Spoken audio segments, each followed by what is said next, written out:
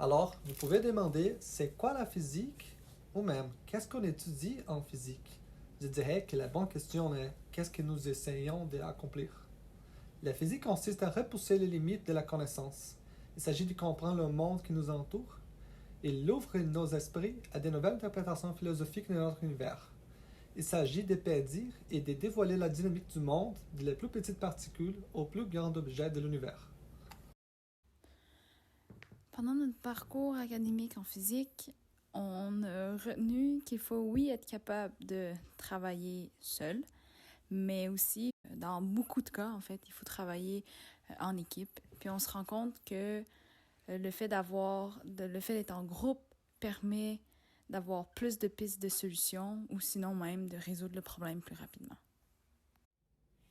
Tout ça nous amène à une poursuite aux études graduées en physique médicale dans notre cas. La physique médicale est une branche parmi d'autres de la physique. On peut autant aller vers l'expérimental que vers la programmation numérique. Allô, mon nom c'est Daline, je suis une étudiante aux études graduées. Mon projet, moi, porte sur le développement d'un détecteur dédié à la curithérapie. Puis c'est un traitement, en fait, contre les cellules cancéreuses. Ça consiste à apporter une source radioactive directement sur celle-ci. Une procédure typique ressemble à ceci.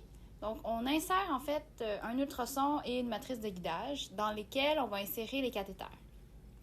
Ensuite, les tubes de transfert vont relier les cathéters et la machine contenant la source radioactive. Puis après, il reste juste qu'à faire sortir la source pour traiter le patient. Salut, je m'appelle Leonardo. De mon projet, je travaille sur le développement d'algorithmes pour améliorer les images acquises avec un scanner CT. Ce type d'équipement est plus connu pour ses applications médicales. Cependant, de plus en plus, il s'est avéré très utile pour l'inspection générale des matériaux et la caractérisation à une échelle inférieure au millimètre.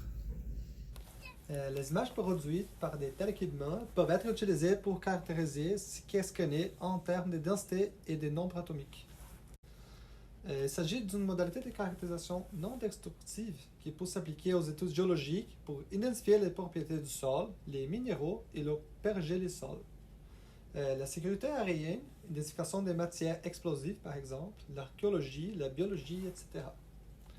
Ce que j'aime le plus de mon projet, c'est que j'ai l'opportunité de travailler sur la modélisation physique, la programmation et l'expérience pratique. Sur ces images, nous pouvons voir un exemple de procédure de scanner un objet où nous acquérons des images 3D de l'objet scanné, ce qui nous permet de révéler la nature même de l'objet ainsi que leur intérieur. L'image acquise est ensuite traitée et reconstruite avec un algorithme personnalisé où nous appliquons nos techniques de classification de ce matériel. À la fin du programme, donc, vous vous sentirez comme des résolveurs de problèmes. Toutes ces capacités développées au cours de la physique ne vous confineront pas à ce domaine d'études.